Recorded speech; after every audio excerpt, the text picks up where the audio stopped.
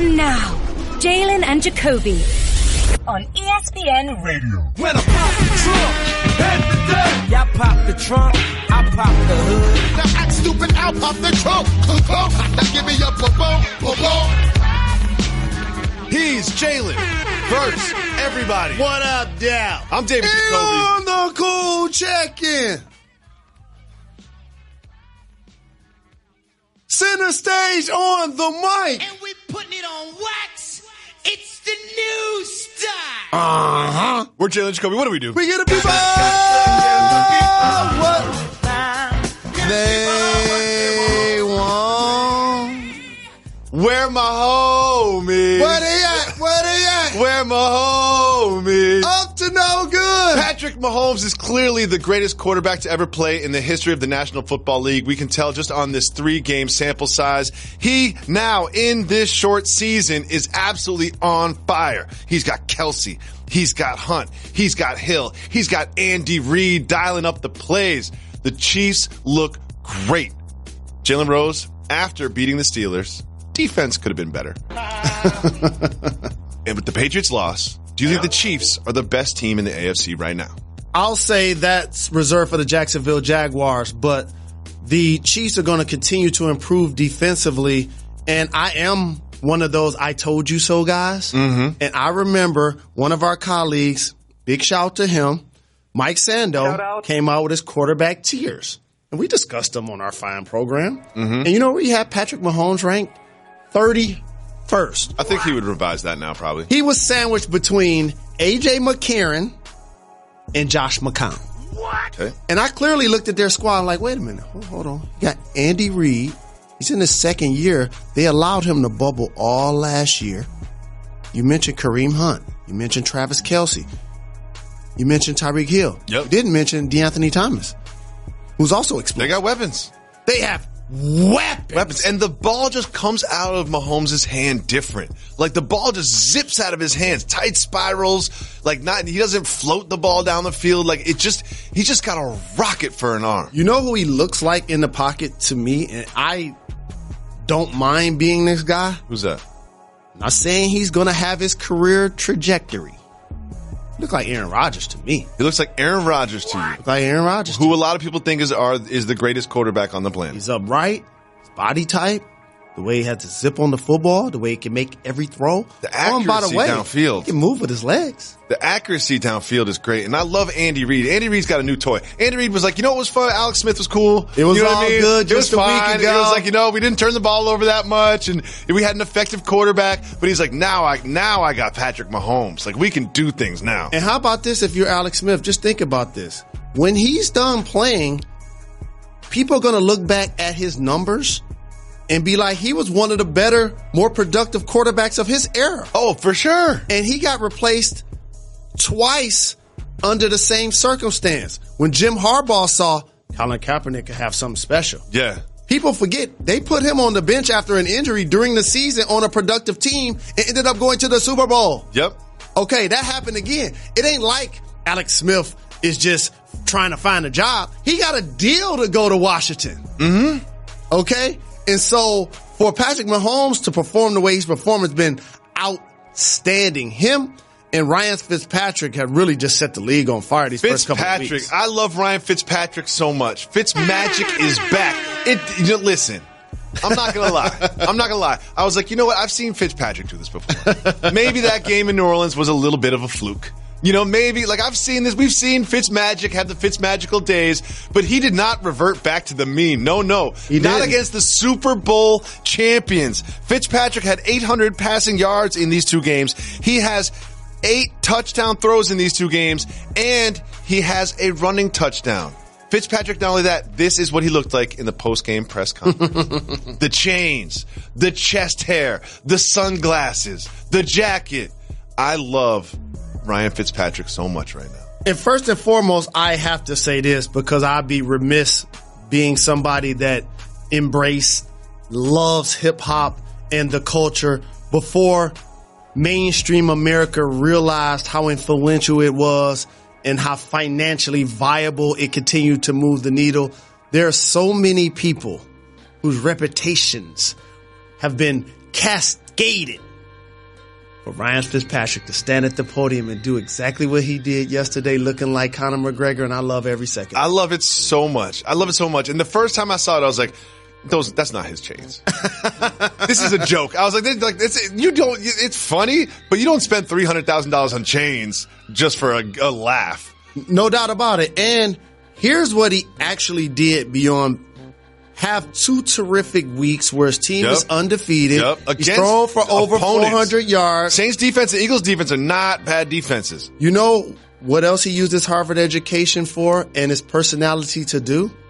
He won over the team privately and publicly. Oh, definitely. That was a vet move. What was more impressive, the 2 games that he's won on the field or the post-game press outfit? Post-game. Really? Because here's what he did. What?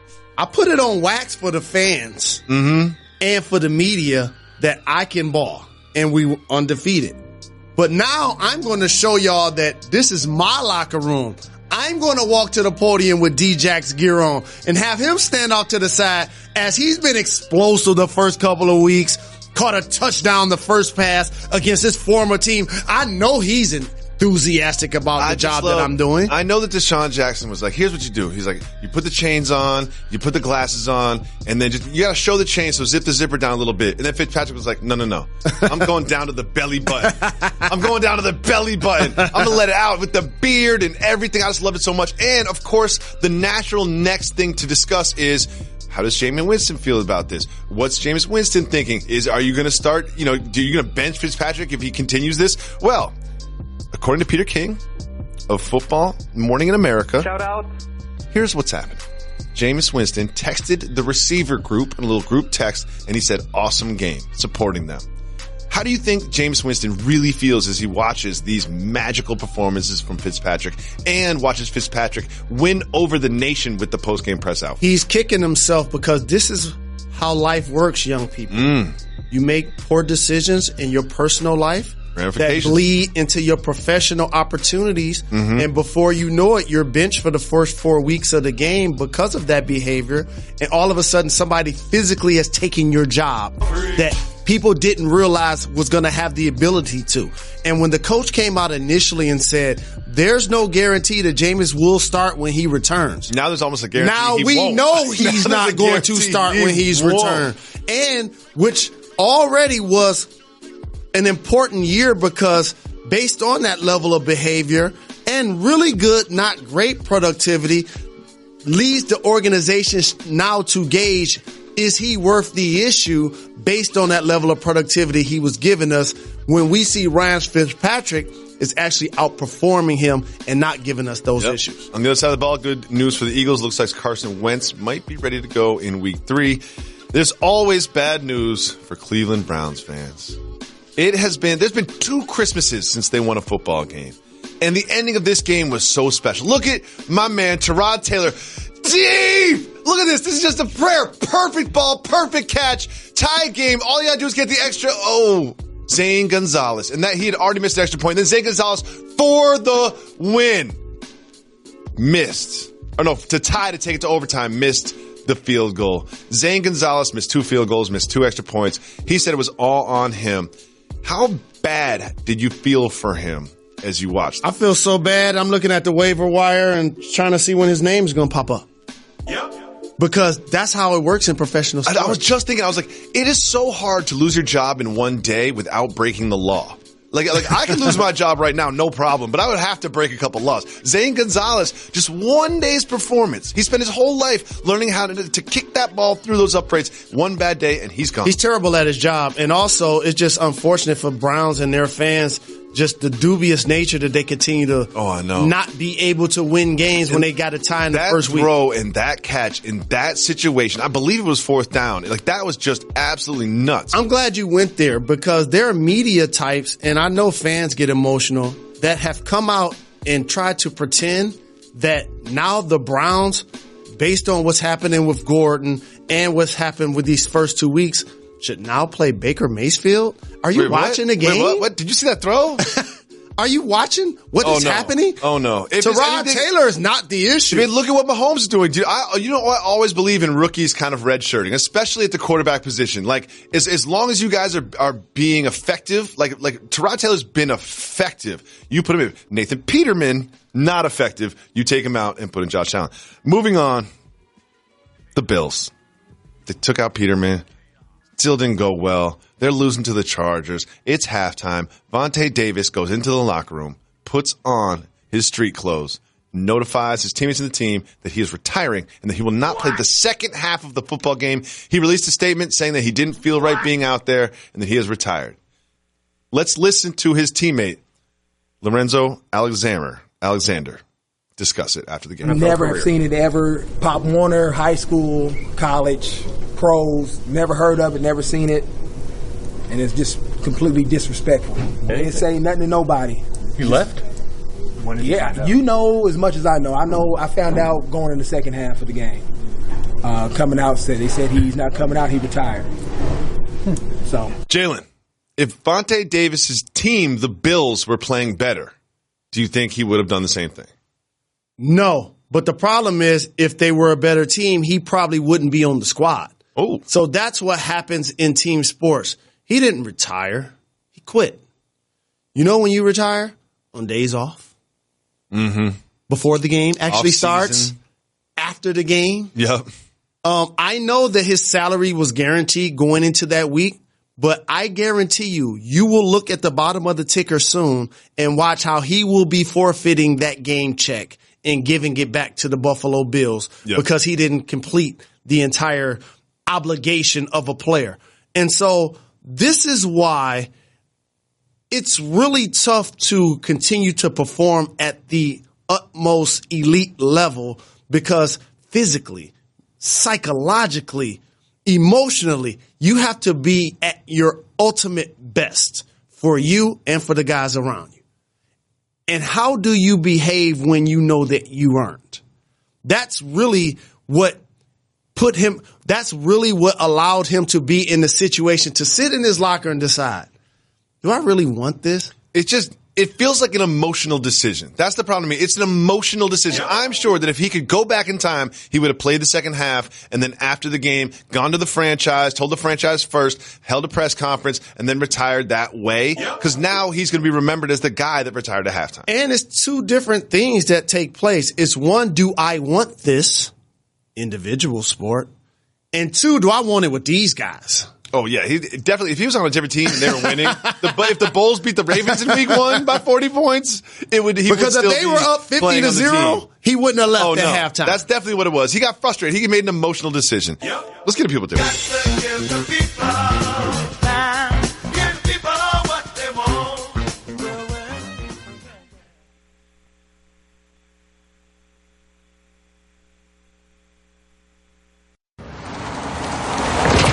Ow. Yep, you guessed it. I'm a speed bump, so I've got one job. I slow you down. So imagine how I feel about Geico, who does way more. Like, not only could they save you money on car insurance, but they've been around for over 75 years, giving people fast and friendly claim service. Ow. Plus, they got a nifty mobile app that gives you 24/7 access. Ow. Just doing my job, buddy. Geico. Expect great savings and a whole lot more.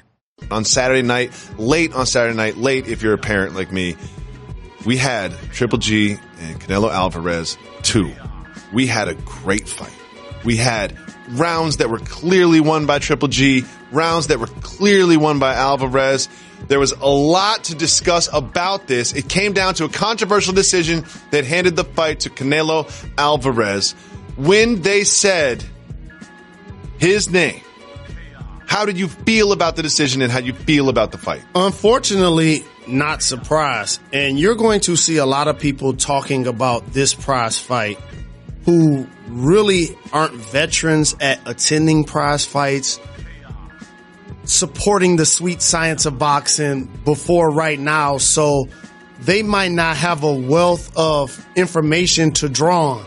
I've jokingly called myself, and rest in peace, by the way, Burt Sugar of basketball. Okay. My favorite former boxing announcer.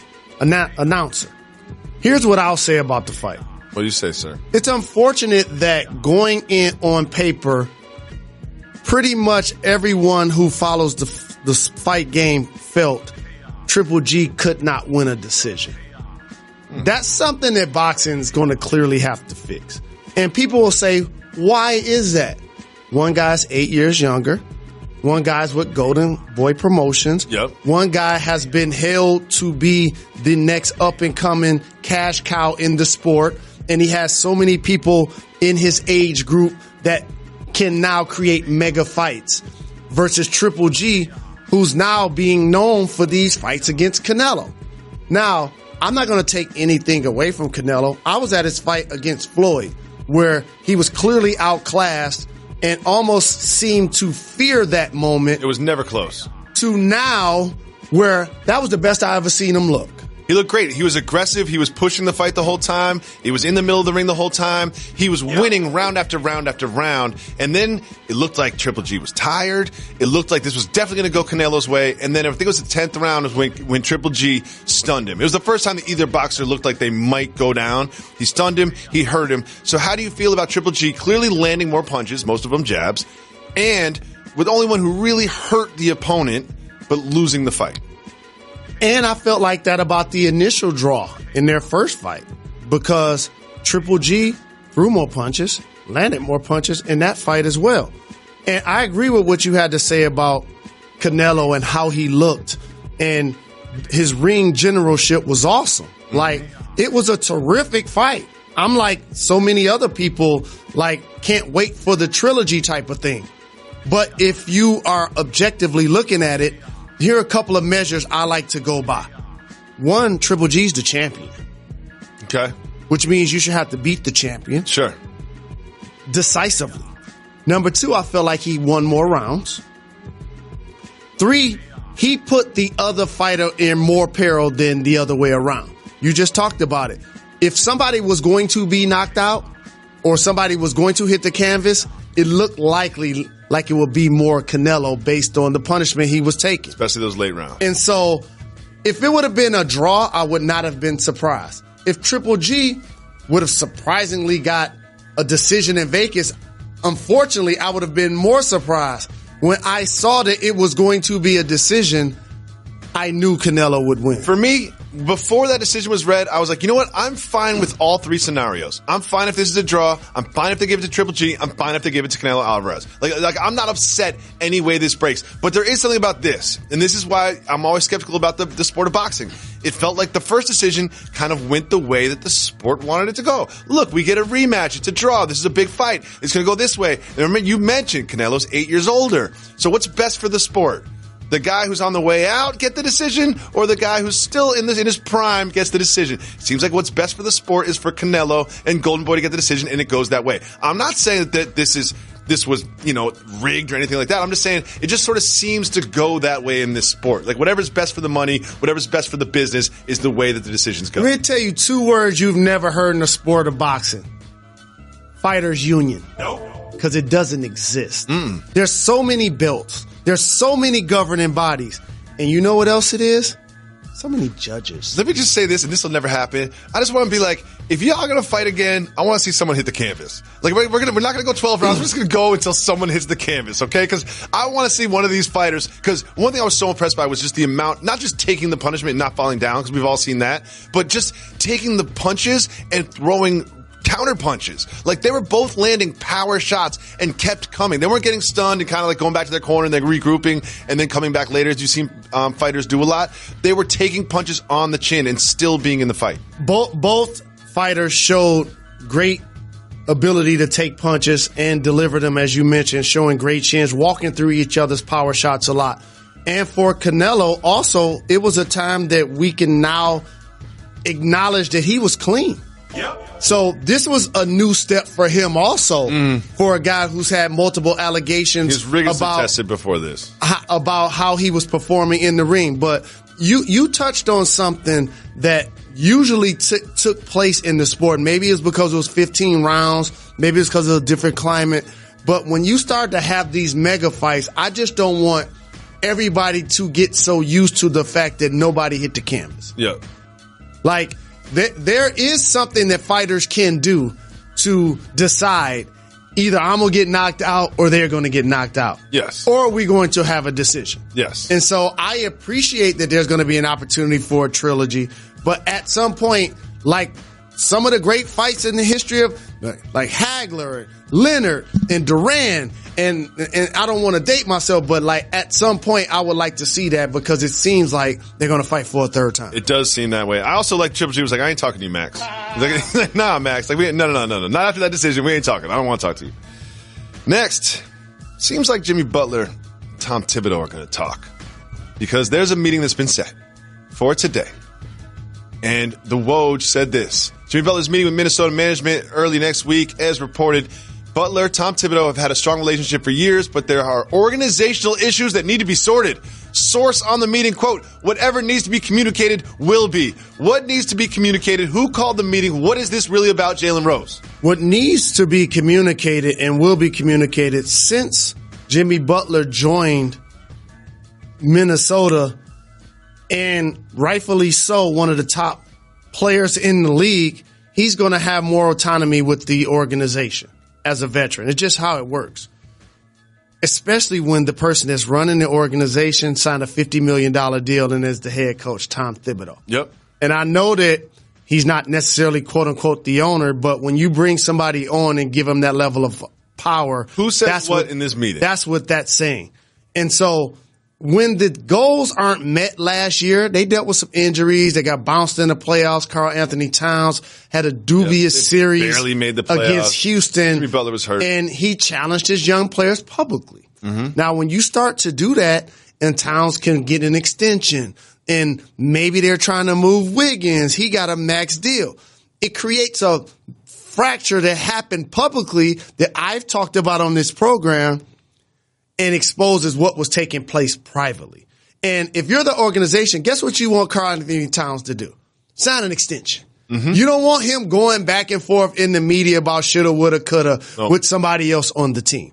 And also you hear reports, maybe Jimmy Butler would be considering leaving to possibly join LeBron in Los Angeles. And, are the young players being tough enough defensively? And so now this meeting is to say, whatever issues you have, Jimmy, with the organization, we need for you to keep him in-house because of the reasons I just said. Wiggins is on a max deal. He ain't going nowhere unless somebody wants to take him off our hands, and we want to keep Karl Anthony Towns here. If anything, somebody that's a higher power, and remember I'm saying this into a microphone, I see a scenario where we look up in a year or two, and the Timberwolves either have to choose. Keep Karl Anthony Towns or lose Butler and Tibbs. Interesting. Very interesting. Here at Jalen and Jacoby, we are committed to covering not just the big NFL teams, not just the Packers and the Cowboys and the Giants and the big ones. We will cover all of the NFL games every single Monday. However, to do so, we need the play clock to be up. 40 seconds per game. We're going through every game we didn't discuss in the A block. Are you ready, Mr. Rose? Let's get it. First one. The Broncos come from behind to beat Chucky and the Raiders. What do you think about that game? Shout out to Derek Carr, who was terrific. Mm-hmm. Very efficient, was almost flawless. First player ever to complete at least 90% of his passes with over 27 attempts. But the trio of Lindsey, Freeman, and Devontae Booker, 25 rushes, 152 yards. That's 6 yards per carry. This is Denver Broncos football. And Case Keenum was really good under center, playing inspired, especially when the team got behind, led them to victory. You didn't think that this Broncos team, known for their defense, could come from behind, especially against the Raiders. But something tells me it's going to be a down year for the Raiders. Yes, they're 0-2 under new coach John Gruden. It's not good. Shout out to Marquette King for putting out a little video after. He preemptively trolling. Friend of the show. We got to get him on. Next, AFC Championship rematch. The Patriots go down into Jacksonville, and they lose. Woo! You see that? They lose. Look at that to Keenan Cole's like Cats Swan right there. Jaguars. This one was 31-20, but it really wasn't that close. The Patriots got waxed. They did get waxed. And the story that I want people to take from this game. What's up? Blake Bortles threw 4 touchdown passes. Yes.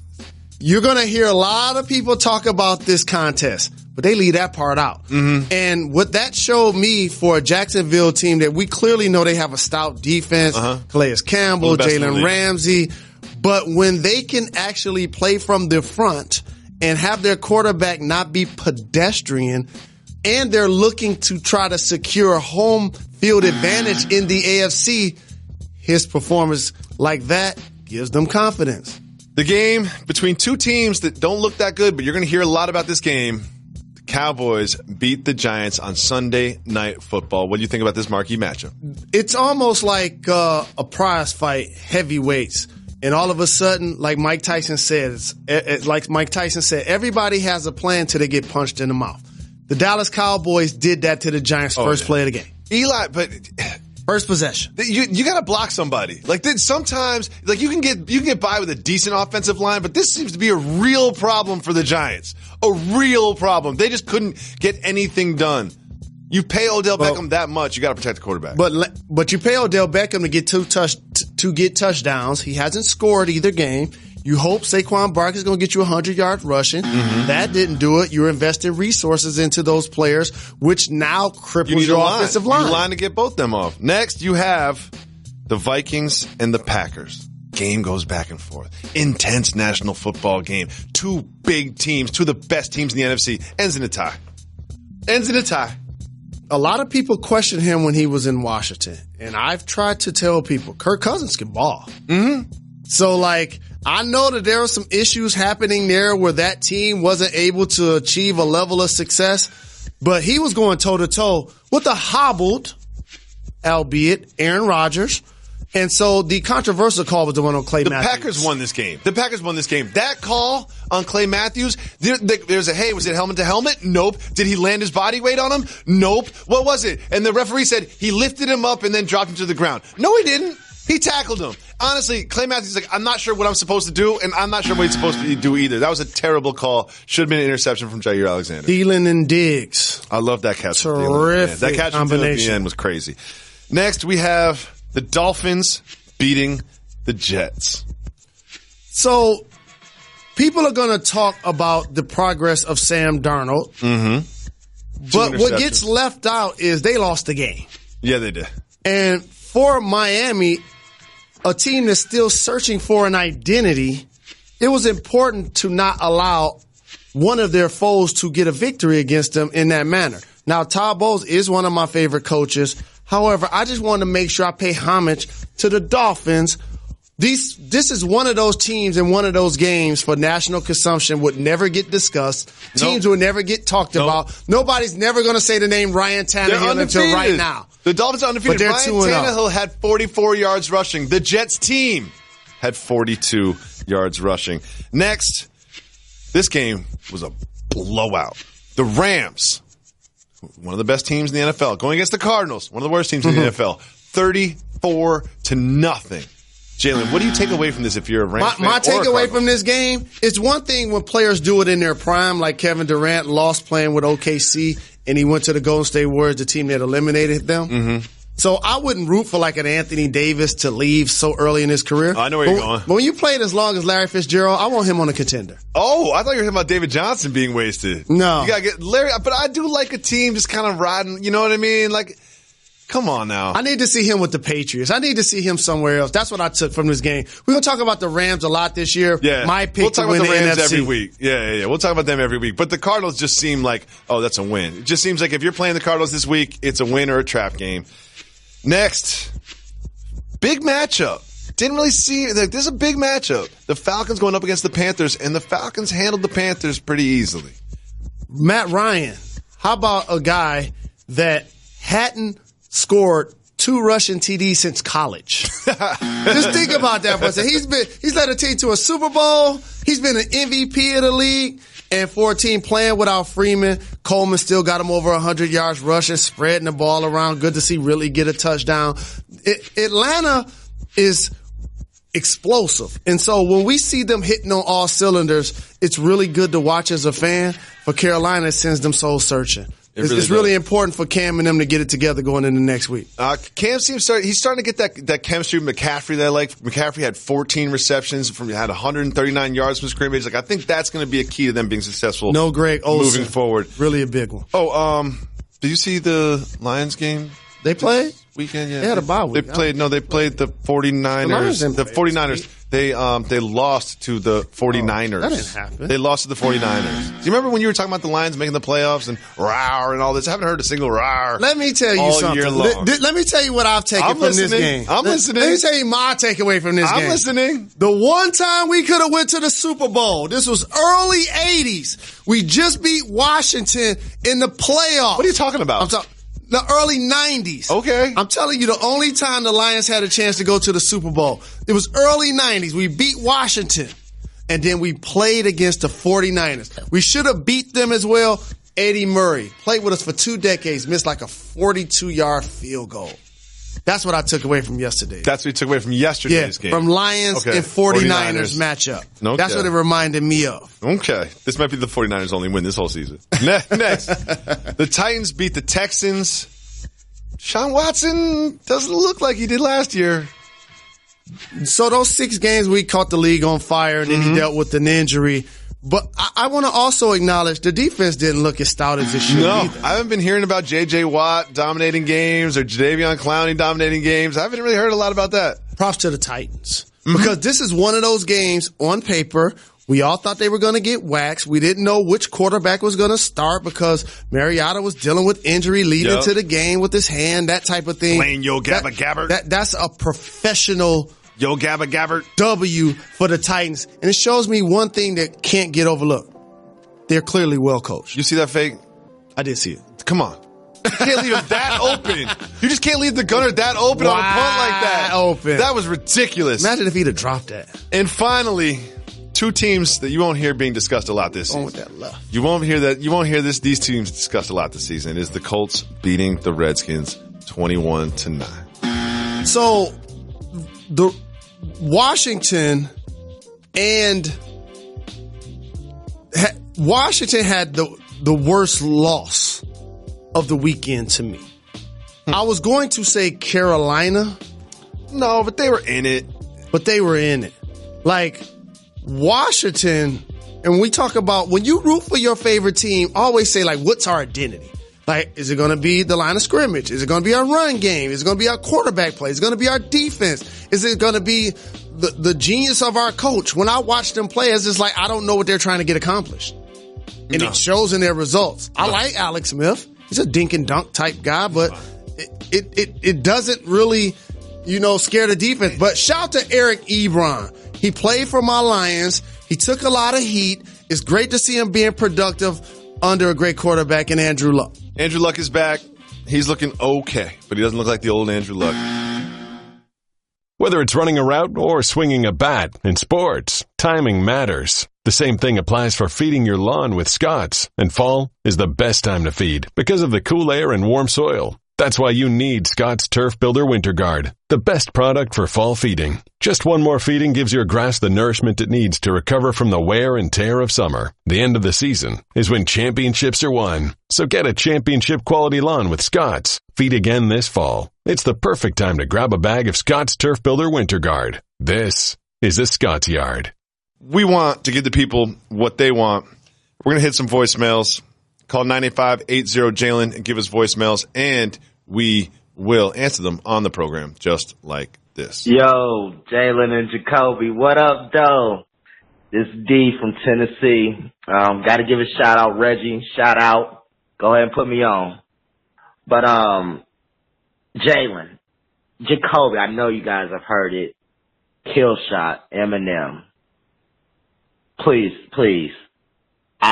Tell me what you think, because I'm listening to it and it's just bars, and I'm just wondering, why did MGK do this to himself? Please tell me what you think, and keep giving the people what they want. Yep, medicinal. Jalen Rose. For those who don't know, Eminem, one of my favorite rappers of all time. He's in my top 5.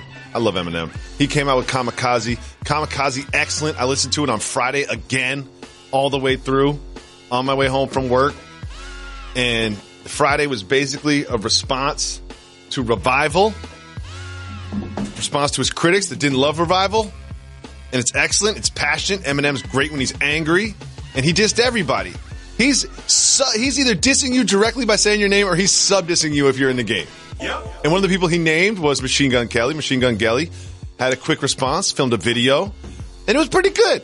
Yep. You know, it's hard to come at Eminem, but it's kind of like seeing Mike Tyson in a bar, punching him in the face. You never know what's going to happen next. And Eminem responded with Kill Shot. How you going to name yourself after a gun when you got a man bun? Bars!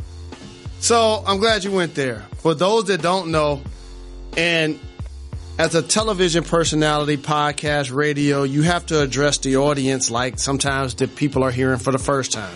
So you can't always use nicknames or catchphrases. Sometimes you have to use the first name, the last name, what makes people more popular. For those that don't know, I'm a Detroit native. So is Marshall Mathers. We stick together like glue. We're down like 4 flat tires. And when you're excellent at your craft, it really helps to represent to the fullest. So I don't have to force when I give shouts to my little brother Big Sean or T Grizzly or talk about Royce the 5'9" and his bars and how in Detroit Trick the OG has a no-fly zone. And last but not least, don't come to Marshall. Yeah.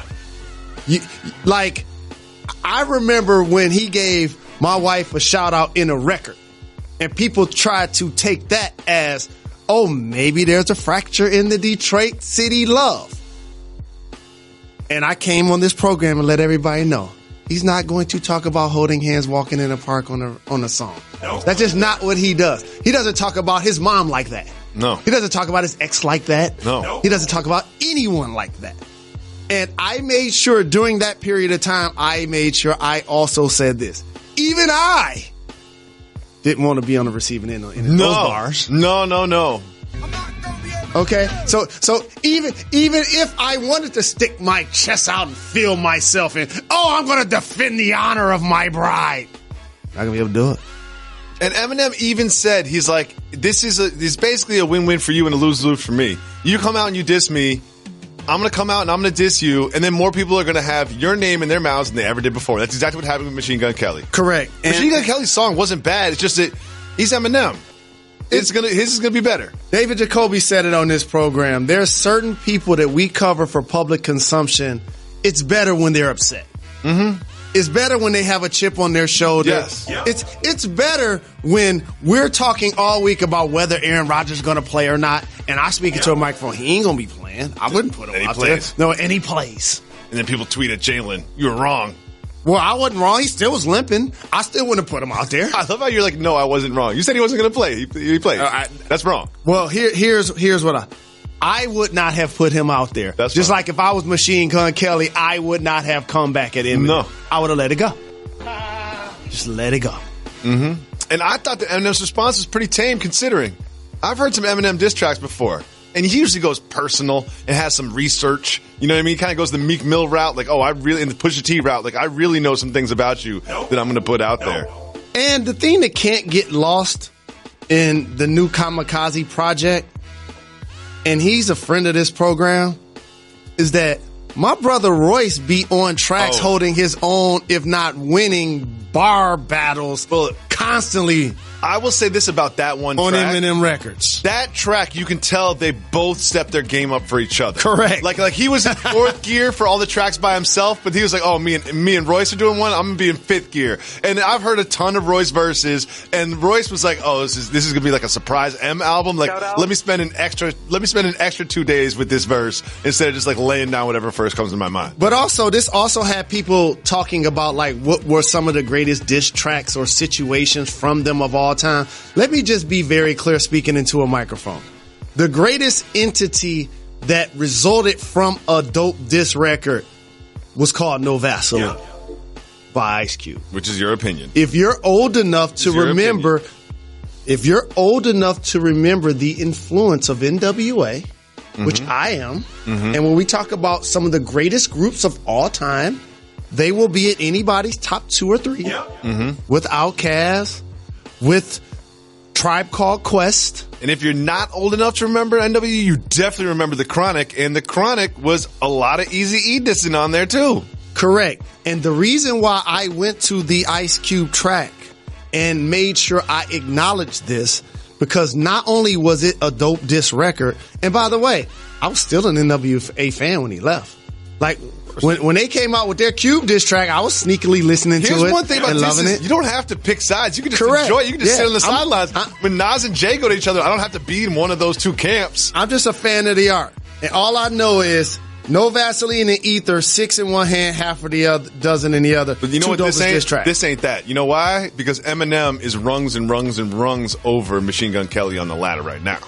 You know, I don't know what's going to happen in the future for Machine Gun Kelly, but Eminem is definitely like, fine. But he's always done that, though. He's just this guy named Cage. You know what I mean? Like, Eminem is sensitive. If you say his name in the wrong way, no matter who you are, I was always telling my friends or whatever, like, you know, don't beef down. I always say that. Don't beef down. You don't have to respond. Don't beef down. Eminem is just like, I don't care. There's a certain individual in Washington, D.C. that ain't going to respond to Eminem. Yeah, he even said that. He even said that on the album. On the album. I love this album. This album is slept on. I think in today's day and age, so much comes out. You don't have to really buy it. You can have your little Spotify or your Apple Music. You can burn through albums so quick. You know, I think that albums, I used to listen to albums for months, and now I listen to them for weeks. And I just kind of think that's where we are in 2018. But I went back to Kamikaze on Friday on the way home. I remember being on the train, just went back to it and listened to the whole thing through. And it's dope. Like, it is dope. I really love that record. And if you've listened to it once and you're like, oh, that's pretty good, and then just kind of put it away, get back to it and listen to it a couple more times, because it is fire.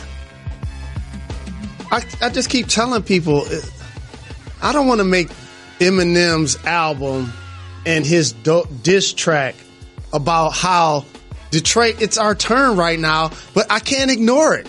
The Lions are 0-2. The Tigers ain't going to the playoffs. The Pistons are lost. The Pistons hopefully play better this year than they did last year, but I'm just saying, for multimedia consumption and music and, like, it's our turn. If that's how you feel, that's how you feel. And I ain't even shout the homies Doughboys Cash out. It's not your turn. Not really. It's Atlanta's turn. Let's be honest. Let's be honest. Well, I got but real Detroit's estate on the come up. You know, Detroit's on the come up. There's a reason you hear my brother Young Jeezy in these streets screaming, "What up, though?" And Snoop Dogg screaming, "What up, though?" That's the Detroit extension. Don't ever sleep. T, thank you so much for the call. One thing I want to say that dawned on me when Drake bringing out Meek Mill on his tour, brought him out in Philly, brought him out in Boston. Love that it. One thing is, you're really just going to let Pusha win that one, Drake? Yes. Like, you're just going to take that L? Of course. Just going to eat that L no for doubt. breakfast, lunch, and dinner? And not only are you going to take... You're not going to come out with anything? And not only are you going to take the L and like it, but Jay Prince, the OG, is going to speak into a microphone and take the hit for you. Like, he was like, I let him know yeah, that we shouldn't beef down in this situation because we still have corporate responsibilities that we need to handle. And by the way, I just bought his book. You know, I'm a huge Jay Prince fan. I know. I'm a stan. I know. I'm just surprised that there's not someone in Drake's camp, or Drake wasn't one. He's like, we're gonna have a little too much to drink one day and be like, maybe I should respond to Pusha. No. Maybe I should respond to Pusha. Let me tell you why you don't do that. People forget Jay responded to Nas. I know. That's why you don't do it. Super ugly, and it was super whack, and he did it in like 12 hours, and you could tell, and it was just like, Jay, you're emotional. Don't respond with emotion. Sean. Yeah, Mr. Carter. So, you take that L and you keep moving. That's what makes the sport great. That Drake, Jay-Z can actually lose battles. Yeah, Meek took an L too. He didn't respond to back-to-back. I remember us coming on this program and having Meek days because I and you appreciate how dope he is as an MC and a fan of his music, but how the public popularity of Drake really overshadowed what was happening in their diss, that people made it personal. They were talking people about didn't even care. They didn't even care what he had to say. Here's another dude singing a chorus of one of the most popular songs from one of your favorite artists, and you know what everybody said? Oh, I don't really care. Oh, he's got ghostwriters. Oh, he doesn't write his own stuff. No big deal. Okay. I guess it's not a big deal then. Even talks about that in the album. Do you take notches off your favorite MCs or artists when you realize that they're not writing their own material? Yeah, of course. Of course. It makes me look at them different. But at the same time, I know the game. You know what I mean? Everything's a collaboration. You think Jalen and Jacoby are the only people that make Jalen and Jacoby happen? Like, everything's a collaboration. It's just a matter of how much influence that these people have. And I think that Drake, obviously, and M sits there dissing artists that have ghostwriters. But some of those Dre verses on his songs sound a lot like M's flow. A little more complicated rhyme scheme than I remember from The Chronic. You said Dre? Yeah, I'm just saying. Come on. Dre, some of you know. So are you serious gonna act like you're surprised that Diddy and Dre got ghostwriters? I'm not surprised at all, but like M's dissing all these MCs for having ghostwriters. Well, he got paid to write those songs. Yeah, I'm saying he's written some verses. He's written some verses that he didn't speak in his day. Trust me, that's different though. There are people in the game like Royce and Pusha T. They've written a lot more songs than you realize. Oh yeah, of course. Thank you so much, D in Tennessee, for the call. Shout out. I'm not a very good fantasy football GM. And what happens is we're sitting here into week 3, and I'm 0-2. I know I'm already out the playoffs. My roster's not popping.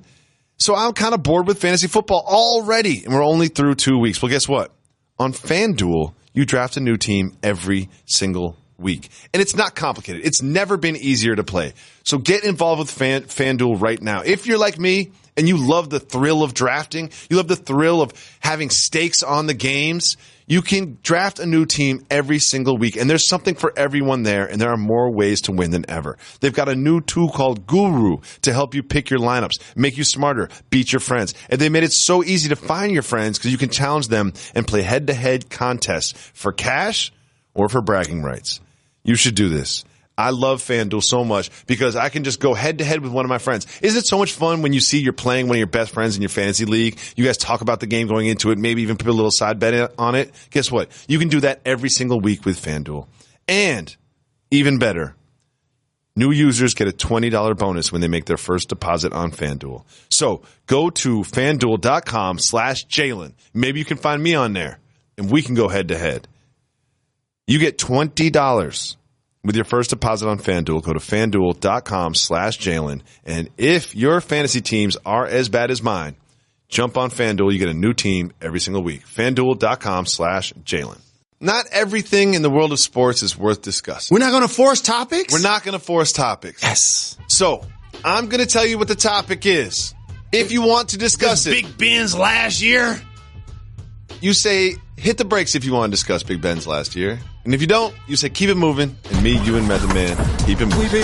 It's time. Keep it moving. Keep it moving. Are you ready? Dwayne Wade has made his decision about playing professional basketball next year. That's the homie Flash. I played against him. We will hit the brakes. Flash came out and didn't just make an announcement, didn't have a press conference. He put out a highly produced video. Let's take a look. What I feel is right. I feel it's right to ask you guys to join me for one last dance, for one last season. This is it. I've given this game everything that I have, and I'm happy about that. And I'm going to give it for one last season, everything else I have left. He's serious toned. He's got a spotlight, dramatic lighting. Jalen Rose, what do you think about Dwayne Wade going for one last dance? I need a farewell tour. Yeah, he's like, I want some presents. That's what he was saying right there. I want some presents. And rightfully so. Like, I talked about the journey from Miami, being a champion, you know, signing with the Bulls. That didn't work out. Going to the Cavs. That didn't work out. Coming full circle back to the Heat. And they have basically a veteran's minimum left for him to perform. I financially pay attention to how it ends on the floor from the team, different from a guy like, say, Kobe Bryant, who his last 3 or 4 years was probably getting 20, 25 per year. Oh, yeah. And so for Dwayne Wade, he's clearly doing it for the love. We know how much he's put on for South Beach. And so I applaud him coming back to a team that could use his services now. They could. He's going to be a guy that plays 20 to 24 minutes. He's going to get buckets. Going to close out some games. He's going to get a statue. He's going to get a statue. And I love watching him and Gabrielle Union. celebrate. You've probably when he seen plays it, well. but do you want to discuss the non-fair catch fake from North Texas over Arkansas? Keep it moving. I was disappointed in the players from Arkansas. Okay. You know we keep it moving. J.R. Smith has some very interesting news for Knicks fans. Keep it moving or hit the brakes. Hit the brakes. Oh, thank you very much. There's an Instagram account called Nice Kicks. I follow them. And they asked J.R. Smith what they think the chances of Kyrie Irving coming to the Knicks are. He wrote back, high. He's saying there's a high chance that Kyrie Irving comes to the New York Knickerbockers. This has me excited. Should Knicks fans be excited about this? They should be excited. Oh, talk to me. He's from the area, and he played with JR, who should have a high level of intel. Yup. And or if he's friends with Kyrie, like you and I are brothers, I'm pretty sure he got a text about dry snitching because that's what he did. Probably. And then you look at it, you got Kevin Knox if he pans out, and then you've got Hardaway Jr., you've got Porzingis. I'm gonna give you a different way to look at it. They need a point guard. I'm gonna give you a point guard. I'm gonna give everybody a way to look at it, a different way. The earth is flat. People want to be on contenders. Kyrie's already a champion. But he's shown me that he deserves a stage. Okay. That's what his game. And playing on a great team is ideal. He's going to get a chance to do that. But to have him in the Garden, the Mecca, between the legs, behind the back, there's nothing like being celebrated in New York City. Calling the There's games. nothing like when New York falls in love with you. Boston would be just fine if Ask he left. Jeremy Lin what it feels and like. New York would be great if he was able to play there. Well, Floyd Mayweather wanted to stay in the news cycle during the big lead up to the big fight this weekend. He said that he's going to rematch Manny Pacquiao. Keep it moving or hit the brakes. Floyd is family, so is Manny, but keep it moving. We're going to keep it moving. I know he didn't take Conor so seriously, and he loves when I tell this story. He was out to 4 a.m. James the day Harden before the fight. is being investigated by a prosecutor in Scottsdale in regards to a cell phone. We've talked about this so many times already. Keep it moving. Okay. Jalen been moving up. Keep it moving. We moving. You know we Next. keep it moving up. Marquette King made a video about John Gruden. Friend of the program. I want to try to get him on to talk about it, but we're going to keep it moving for now. All right, we'll keep it moving. We keep it moving. And finally, Luke Walton is violating one of my core tenets. Oh, hit the brakes. I like angry Jacoby. I always say keep expectations as low as possible. Preach. Especially professionally. Hit him, David. Keep expectations as low as possible, Luke. So Luke went and spoke in the microphone. So what did Luke have to say? Luke said, quote, when asked if he was going to be a contender, he said, September, probably not. I do think come April, come playoff months, absolutely, I think we are. It takes time. You never just put a team together and they're instantly a championship contender. Luke Walton, you're not going to win a championship this year. So don't use the word championship when you speak to the media. You're not even going to get to the finals. You're probably not going to get to the Western Conference Finals. Don't do this to yourself, Luke. Just say we'll be happy if we make the playoffs. That'd be a good step in the right direction for the franchise. That's what you say. And then next year, when you have 2 max players handpicked by LeBron James, and you've made a couple more roster moves, you don't have Lance and Rondo and JaVale McGee, that's when you start talking about hopefully making the Western Conference Finals. Keep the expectations low. Always exceed expectations. As we head into NBA training camp, you get a lot of IG videos of basketball players working out, seem to shoot 100% from the floor 100% of the time. And guess who doesn't like that? Dame Lillard. He doesn't put out those videos, but he put out this video of his workouts. He's wearing a mask. He's playing paddleball. He's dribbling with his left hand. He's wearing a cape. He's just clowning the whole thing. What do you think about Dame Lillard clowning basketball players putting out videos? You can be mean, like the great American philosopher David Jacoby once said, if. You're funny. And it was funny. And it was funny. Even Steph Curry tweeted at Dame Dollar and said, looks kind of like my video. You know who else was being funny? Manu Ginobili. Always hilarious. He had his little press conference, and he had this to say about his son's advice about retirement. When we asked the kids what did they think, if they were excited that Dad is not going to be traveling as much, that we were going to be able to go to Argentina, I say, yeah. But I don't want you to retire. That, Nico, my oldest. Really? Okay, maybe he has a point. Why? Well, the chicken tenders in the family room are awesome. No, I'll get you some chicken tenders in a different situation. That can't be the reason why I stay. So I said, no. Chicken tenders sound good. I ain't mad at Nico the young wants fella. some chicken tenders. I ain't mad at him. Man, I was like, we can go somewhere else to get chicken tenders. And always, this is something people should never overlook. As a parent, he's out there playing and warming up. and talking to the media and getting dressed. Guess what the kids are doing in the family room? Snacking on chicken Eating tenders. whatever they want, as much as they want. And that's a great opportunity to get that done. My kids would love that. Yes. You know one thing I love about Manu? Card-carrying member of the mini-van mafia.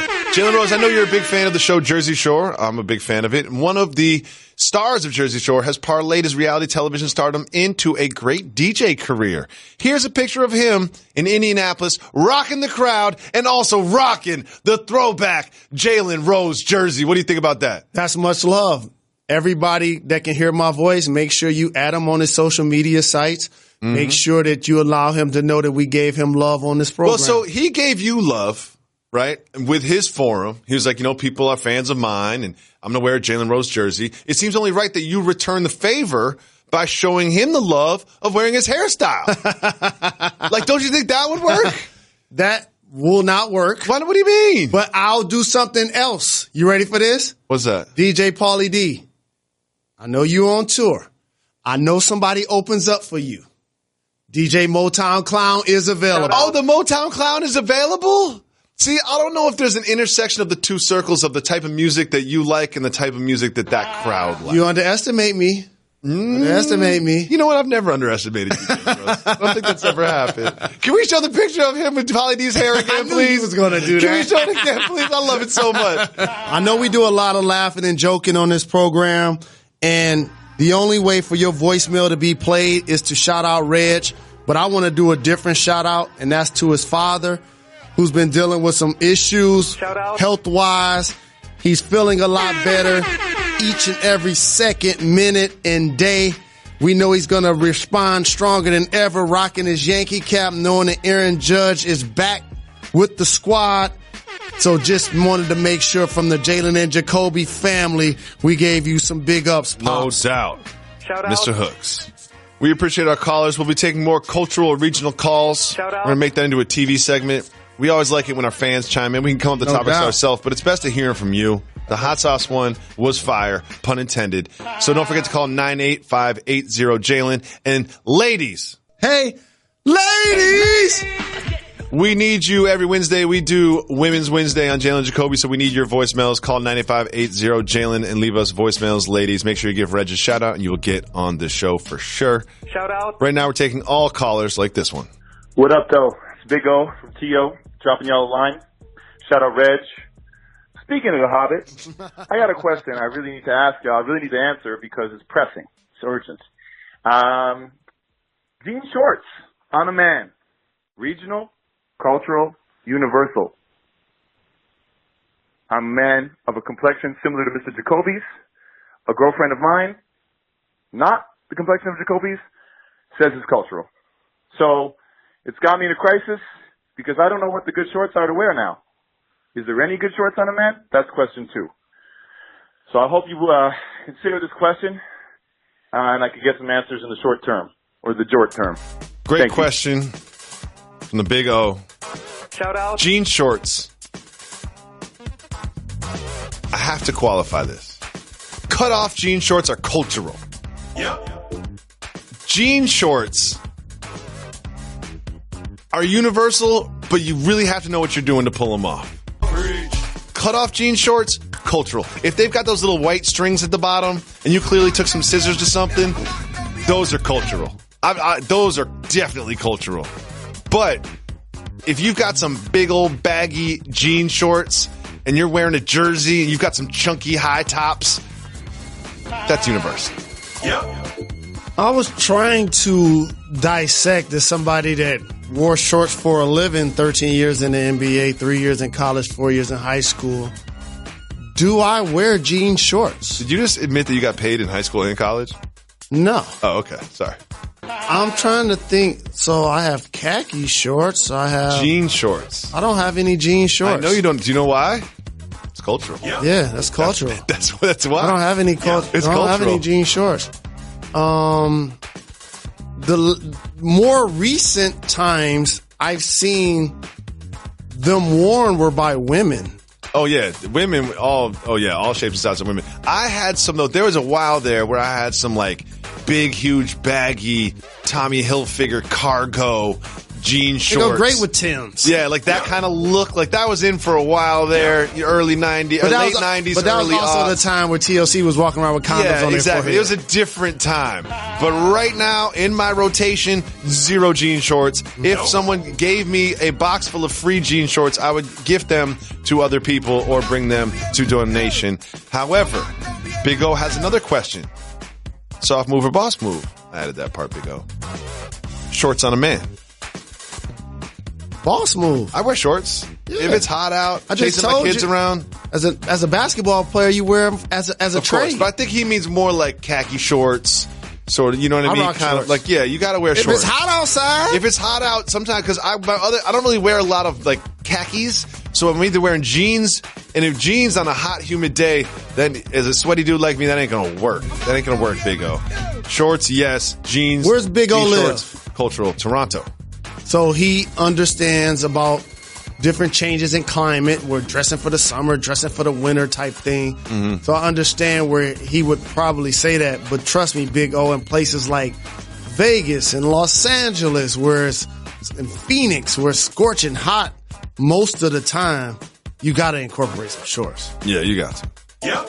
Thanks so much for the call. Don't forget, ladies, call up, leave us voicemails for Wednesday. Right now, we're taking all callers like this one. Yo, what up? It's your boy Big Crown.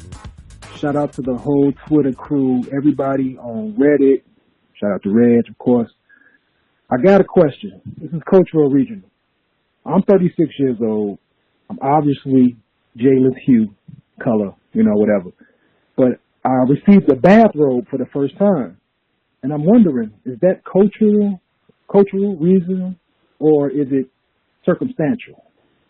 Because I can't stay out this robe. I wear it every time I get to take a shower now, a bath, the robe is getting on my back. So I need to know, is it cultural, regional, or is it circumstantial? All right, peace. Good question. We've discussed this briefly before. Jalen Rose, bathrobes, cultural, regional. I'll say that they are universal. Yep. Or he also offered circumstantial. Because there's one circumstance. I like. First off, shout to Big Crown. Yeah, Big Crown. We haven't heard from you for a while. I'm glad missed you're you, family. Okay. If you're on Big Crown's route, right? He might not even finish his route because I would just talk to him for half an hour. No question. No doubt. Talk to Big Crown about what's going on the pod. What I was gonna say is, so circumstantial. I like that answer because I know the circumstance. I wear bathrobes, and I've seen you do it too, Jalen Robes. Hotels, when you provide me a free robe. I do not wear a bathrobe at my house. You could buy me the nicest bathrobe in the world. You can put it in my house. I'm never, ever put it on. But I don't wear it around the house. And this is... under what circumstance are you wearing bathrobes? Like what time? Is it morning? Is it night? I'll tell you, because this is what he means by circumstantial. Maybe like after a night shower? This is what he means by circumstantial. Because... usually when you're wearing a robe, you living your best life. You're feeling yourself. Yes. You're Thurston Howell III. Yes. You youngsters Google that. You probably don't even know what show that reference is from. Great rapper too, by the way. Low Lifes. Oh, good point.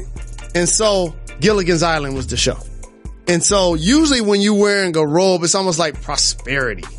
You're feeling good. Yeah, you're feeling That's yourself. That's why I like the hotels. Like the late great gentleman from the Playboy Mansion. Hugh Hefner. Yeah. I like that. I like that because it is circumstantial because you are feeling yourself. You can't have like a dirty old robe. Like you got some dirty old jeans or some dirty old sweatpants. Like the robe has to be plush. It has to feel really good against your body.